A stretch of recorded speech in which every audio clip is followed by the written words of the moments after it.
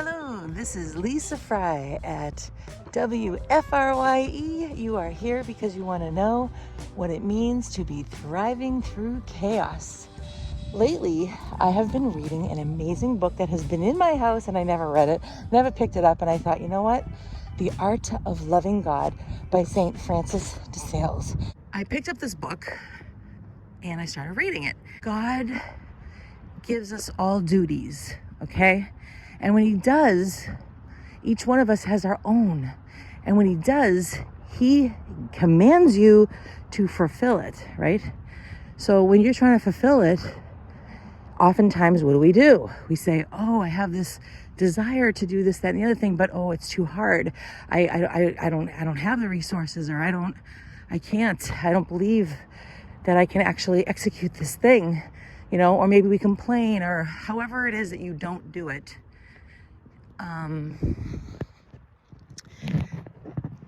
We really are equipped.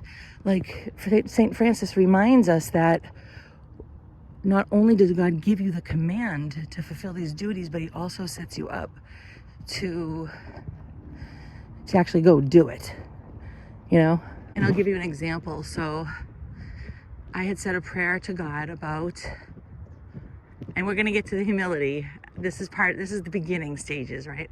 So I said a prayer to God one day, and I was really, really meaning it. And I'm leading up to humility here, that I said to God, Lord, I called the city hall and they said I couldn't have an Airbnb at my house.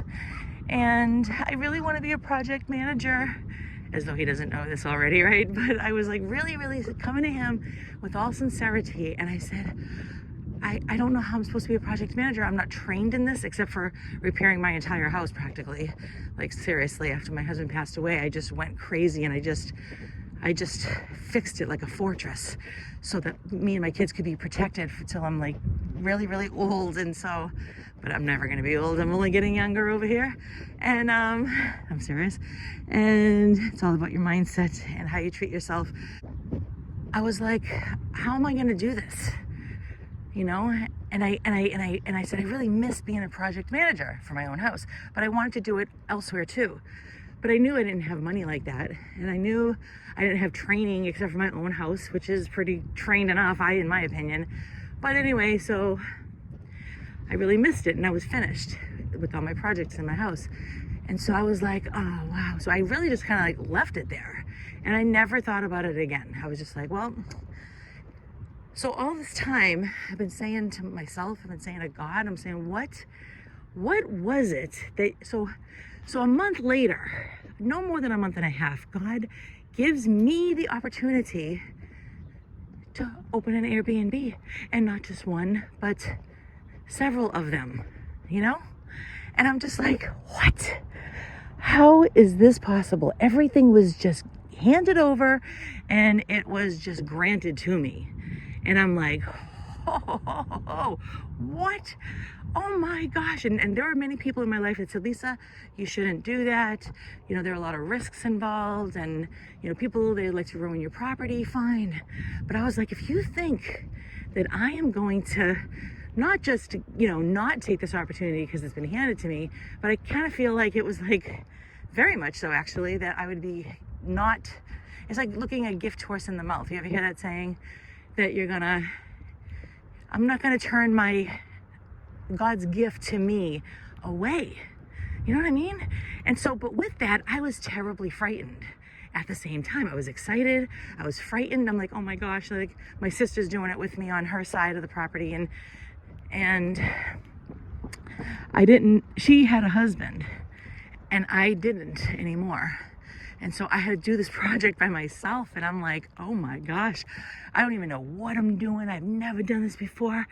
And so I just started tackling, but I kept asking God, like, what was it that prayer moved mountains compared to other prayers that I keep praying that they're not moving, at least something I can't see, you know what I mean?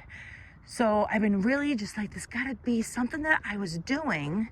And this is where St. Francis, the Art of Loving God book, comes in. So